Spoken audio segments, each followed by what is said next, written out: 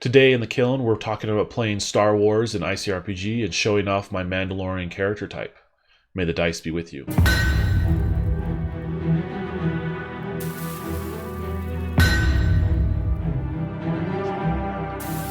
Hey everyone. With May the 4th just around the corner and the fact that I got to play in a cool Star Wars game earlier this week, Star Wars has been on my mind. And I think everyone at some point imagines playing in a Star Wars game, but they're not entirely sure where or how to do it. And personally, I think ICRPG is a great choice for Star Wars because it really can handle anything and everything. So I want to show you a supplement or a hack that was put together by a member of the Runehammer Forums, Greg, and he put together this Star Wars hack using core 2nd edition rules. Now you could easily turn this into Master Edition, but he took ICRPG and the elements and made a very succinct, very usable supplement to run Star Wars, and we did this earlier this week and it was a blast. But let's look at what Greg has in this supplement, which is available in the Runehammer Forums, and I have a link down in the description below. So in this supplement, you've got some changes to ICRPG, some gear, ship actions, threats, sheet examples, and some blank sheets. It's a really small supplement, really tight. But some of the changes he put out was that there were some adjustments to effort. There are no hero coins. Instead, you're using force dice, which are similar to the surge mechanics in Altered State. These force die is kind of a pool of D8 force dice. They match the character's level, and then they can use the force dice to add to any roll, cash in to perform amazing feats, roll to lower damage, or roll to self-heal. And so players can use as many as they want. The table decides if the force dice can be shared or not, and then they can carry over, but they have they always have a minimum of equal to their level at the start of the session. Using some easy dice mechanics to represent the force is a great way to go. Levels are back and simplified. Essentially, they're like milestones. When a player levels up, their force die increases by 1. They can also choose +1 to a single stat, effort, or armor. So a really easy way of leveling, just as you earn kind of milestone, like, hey, I've done something. GM says, yep, you've leveled up. Character builds are 10-point builds with stat, armor, and defense. Stat, effort, or armor. You can switch that out for defense using your con.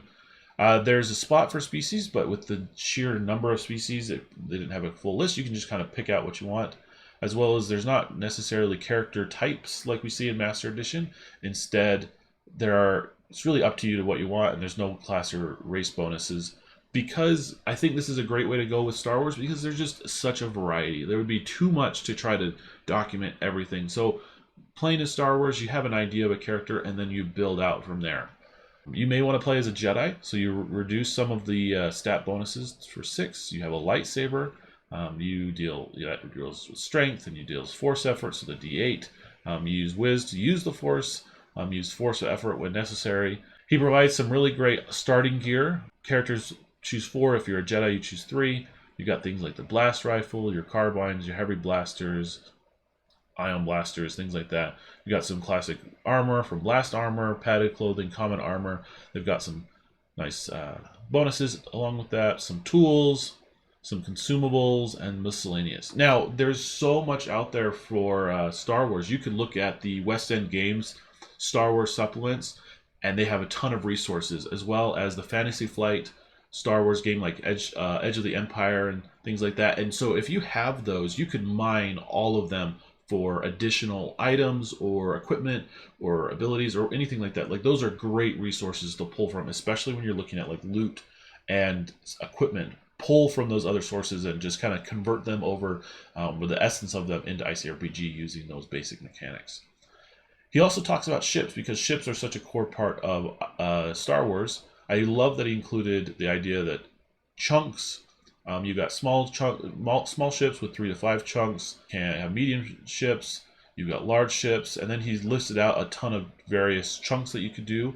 And so as you're building ships using chunks, it's a matter of, here's the total number of chunks that I have, and then just attaching individual pieces. And if you remember, chunks are essentially a piece of the ship that has one function. So in a small ship, a ship has 3 to 5, so you have essentially 3 to 5 individual functions that ship can do. And it makes ships really easy to run and really easy to use. He also listed out ship actions, like how to use them. So each chunk can activate it once. Pilots and co-pilots each have 2 actions when they're on their ship, but the crew has 1. And so then you have things like attack, astrogation, you boost a shield, rewire, repair, lend a hand, as well as some additional pilot stuff. And so when you're out there with your ships, it's a matter of everyone choosing what action or what chunk they want to activate, if they want to repair, if they want to rewire, if they want, use any of those things, and then making sure everyone does it, and then the enemy does it, and then you move around, and it keeps things really nice and tight, rather than trying to get into the minutia of like moving this far. I would kind of obscure that if I was going to play like in a ship combat or whatever. He also lists out, moving kind of back down on scale to pun intended for the Jawas, is he's included some monsters. So he's like Jawas, they're, I love this part that's like they're frail, easy to kill, but their strength comes from their numbers. But they're out in the desert, they're moves in groups of 10. They take 1 hit to kill, try to stun or damage their target. Want your stuff, not your blood. So I love that he included these as potential enemies, but they're there for your stuff, not your blood. So there are plenty of ways to kind of deal with them rather than just like all-out combat. But then you've got Gamorreans, fights when you're dealing with a crime boss or whatever. You've got some stormtroopers or classics. They work in 3-man teams. Not each stormtrooper has 3 hearts. They're 3-man teams, so each one has a heart, and they deal damage, things like that. They've got the sergeant. You've got the TIE fighter. Then they have the AT-ATs, which are incredibly tough for obvious reason. They've got 8 chunks, lots of stuff to deal with. They've got 4 actions per turn, so these are hefty things. And then to recap, he summarized what's kind of going down with your character. Find a piece of art, 10 or 6-point build, a lightsaber and force powers if you're a Jedi. Write your story, pick 4 pieces of starting gear, 3 table, and hit the table. And this is what I love so much about when we start looking at how to play ICRPG in these various settings. Like it really isn't much. It's just create a character and hit the table. Maybe make a few tweaks for what kind of gear or what your abilities are, but you can just say, I want to play this, and I want to do this, and we're gonna just tweak a few things and go. And this kind of leads me in, because after this he leads in some examples for chunks and whatever. But this is an example of what I'm talking about with ICRPG. So when we were talking about Star Wars on the Kiln, a few of my fire starters in Master of the Kiln, we were talking about how cool it would be to play in a Mandalorian game, and I agreed. So we're like, let's do it. Let's play a Mandalorian game. Let's try out something really intense. Let's do some like elite warriors, all that jazz. And so we set out to just make a really quick character type, and this is what we came up with. From here, we're just going to use the Star Wars hack that Greg put out, combined with our selections for our characters, and we're just going to go. That's how we're going to play in a game next week, and it's going to be awesome. But this Mandalorian is, for his life form bonus, gets +1 dex and +1 guns. They have, for their starting ability, we have Battle Glory, gain +3 to the next attempt when reducing an enemy to 0 HP. So he kills an enemy, he gets +3 to the next attempt. Ferocity, for each successful attack, add +1 to your next effort roll and reset after a missed attack. So if you get a chain of successful rolls after another, you get to keep adding bonuses to your effort and keep dealing more and more damage until you miss, and then it resets. Intervene, with a dex roll, intercept an attack meant for a near ally, because they are teammates and they work together, and with their armor they can intervene and stop each other from getting harmed. So those are some starting abilities. Then starting loot, you've got the Beskar armor, which is +2 defense for each piece of Beskar armor. Ignore damage equal to your Beskar armor or less. So for each piece of Beskar armor, you get to ignore a little bit more damage as you're kind of defended, and you get higher and higher defense. Then Disruptor Rifle, you have 5 uses, reduce an enemy with 1 heart or less to 0. And then the Z6's Jetpack, you get 3 uses, move up to double fire, levitate in the air, spin around, aiming and firing that single homing missile up to far for triple ultimate. So just these alone are some intense options. Then we've got the milestones of Even Stronger, add 1 to your any stat, or gain a new piece of Beskar. Then hand to hand, add your strength bonus to basic, your quick healer, recovery actions grant con +3. Then Whistling Birds, 3 uses, automatically hit up to 4 near targets for weapon. Speed loader, and ignore critical fails when using range. Flamethrower, auto ultimate to all close targets. Grappling line, competing strength, pull a target or knock them prone.